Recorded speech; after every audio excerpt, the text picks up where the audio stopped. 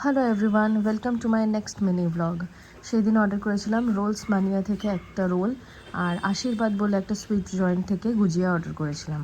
তোমরা জানিও আমি জয়েন্টগুলো ঠিকঠাক সিলেক্ট করেছি কিনা, কারণ পুনে ওয়াজ মাই ফার্স্ট ভিজিট, তো আমি রেটিং দেখে একটা অর্ডার করেছিলাম ওখানে। চলো দেখে নিই খাবারটা কেমন খেতে ছিল। এখানে প্লেটস সব কিছু নিয়ে আমি রুমে এসে বসে পড়েছি। রোলস ম্যানিয়া থেকে আমি অর্ডার করেছিলাম এগ চিকেন রোল, যেটার দাম পড়েছিল আমার অ্যাপ্রক্সিমেটলি 249। তো দাম অনুযায়ী আমার প্যাকেজিংটা খুব খারাপ লাগেনি। প্রথমে ভাবছিলাম রোলটা বোধহয় অনেকটা ছোটো, বা প্যাকেজিংটা দেখে আমার সেটা মনে হচ্ছিল, বাট খোলার পরে দেখলাম না, জিনিসটা বেশ বড় এবং বেশ ফিলিংও ছিল। কিন্তু One eternity later. এবার একটা কামড় দেওয়ার পরে লেটস সি মাই রিয়াকশন।